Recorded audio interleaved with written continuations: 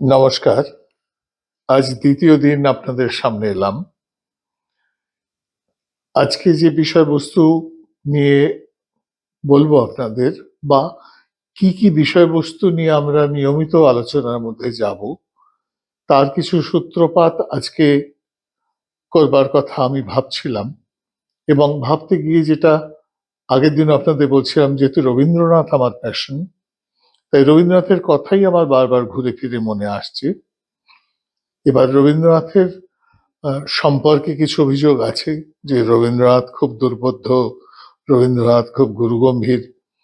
এবার সেই কথা মনে রেখে রবীন্দ্রনাথের যে জিনিসগুলি গুরুগম্ভীর নয়, বা রবীন্দ্রনাথ সম্পর্কে যে তথ্য বা যে গল্প বা ইতিহাস যেগুলো আদৌ গুরুগম্ভীর নয় অথচ আকর্ষণীয়, সেইগুলি আপনাদের সামনে যাতে উপস্থাপন করতে পারি, সেই রকম ভাবনা আমার মনের মধ্যে কাজ করছে।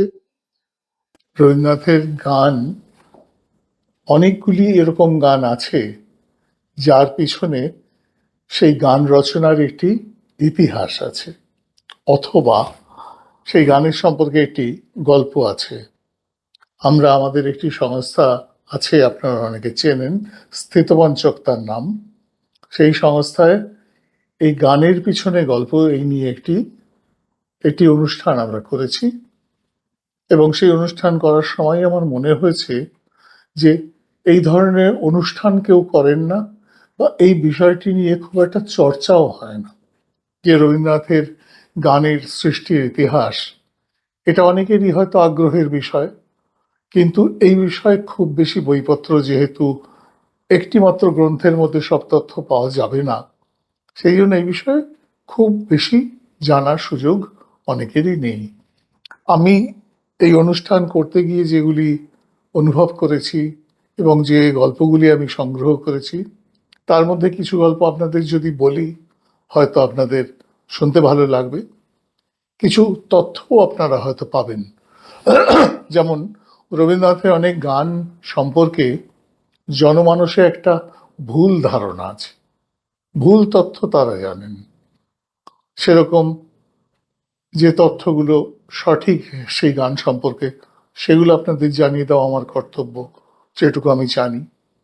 এরকম করে আরো অনেক গল্প আছে যেগুলি বেশ আকর্ষণীয়, সেগুলোও জানা উচিত।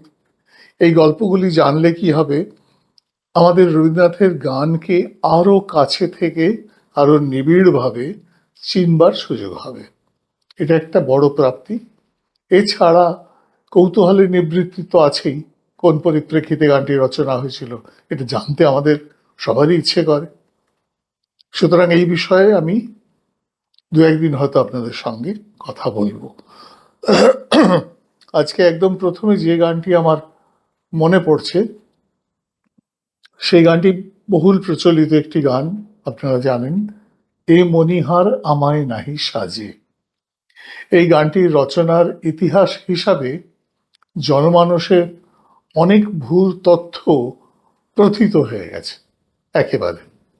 যেমন কেউ কেউ মনে করেন যে রবীন্দ্রনাথ নোবেল পুরস্কার পাওয়ার পরে এই গানটি রচনা করেছিলেন, নোবেল পুরস্কারকে এ মনিহার হিসেবে উল্লেখ করে। আবার কেউ কেউ মনে করেন যে রবীন্দ্রনাথ যখন নাইটহুড পেলেন, স্যার উপাধি পেলেন ইংরেজদের কাছ থেকে, তখন বোধহয় তিনি সেইটিকে কেন্দ্র করে গানটি লিখেছিলেন, এরকমও কেউ কেউ ভাবেন। সুতরাং এই গানটির সম্পর্কে সঠিক তথ্য আপনাদের কাছে পৌঁছে দেওয়া জরুরি। সঠিক তথ্যটি হচ্ছে যে নোবেল পুরস্কার অথবা নাইটহুড, এই দুটি কোনোটির সঙ্গেই এই গানটি রচনার কোনো বিন্দুমাত্র যোগ নেই। এই গানটি রচনা করেছিলেন রবীন্দ্রনাথ 1912 সালে, আমি যদি খুব ভুল না করি 12 সালে।